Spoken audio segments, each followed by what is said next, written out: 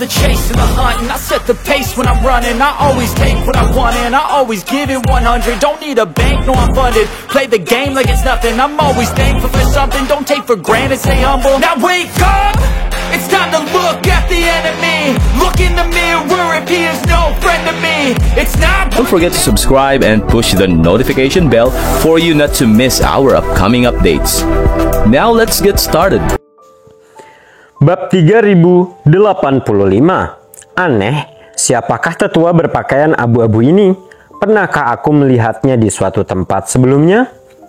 Iwan tersadar dari lamunannya. Wajahnya penuh kecurigaan saat dia merenung sejenak.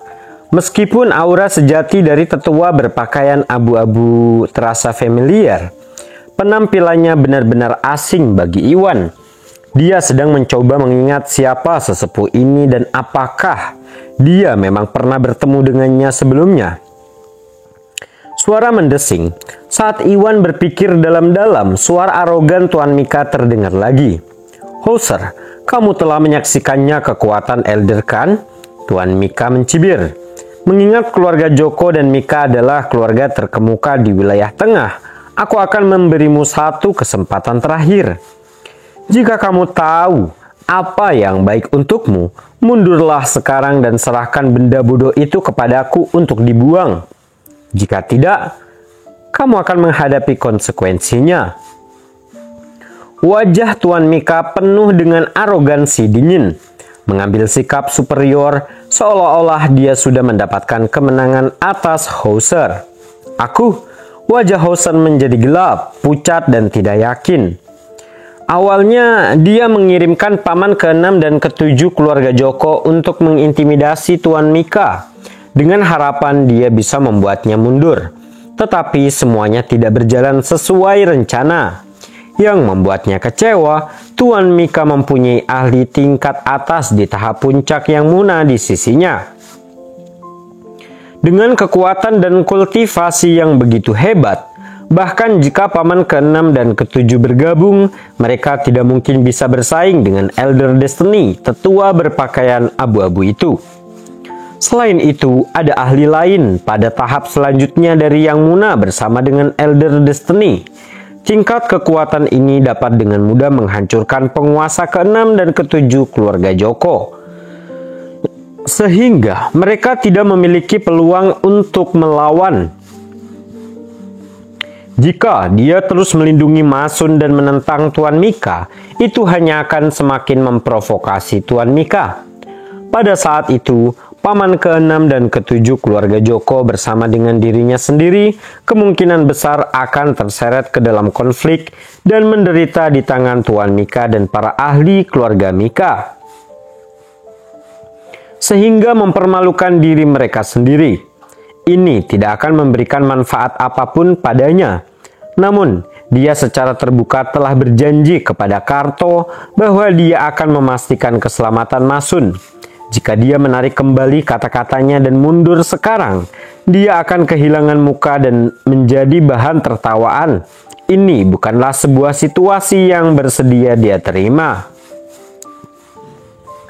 Terperangkap dalam dilema, Hauser tidak tahu bagaimana harus merespon.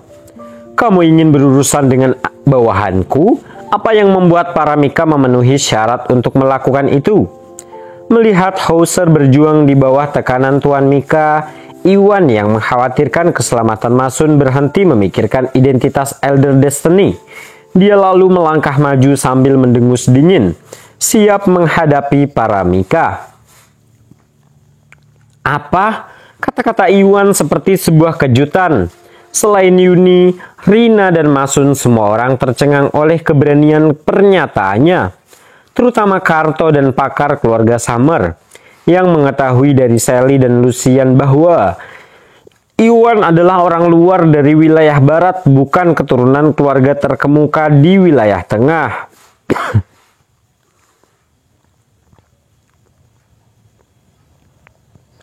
Meskipun mereka tahu bahwa Iwan mempunyai ahli tahap yang Muna di sisinya, yang menunjukkan latar belakang yang signifikan, mereka berspekulasi bahwa dia mungkin berasal dari keluarga besar dari wilayah barat.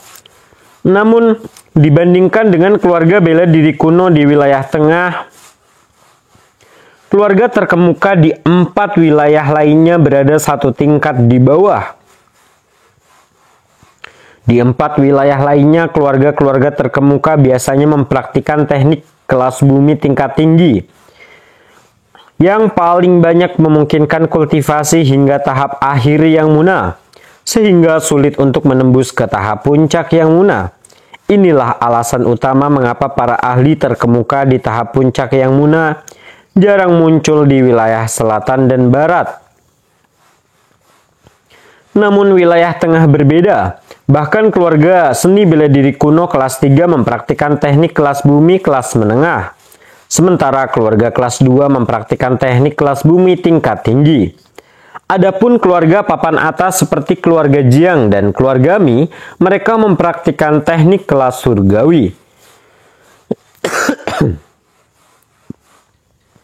Teknik kelas surgawi ini kemungkinan kultivasinya untuk mencapai tahap semisain.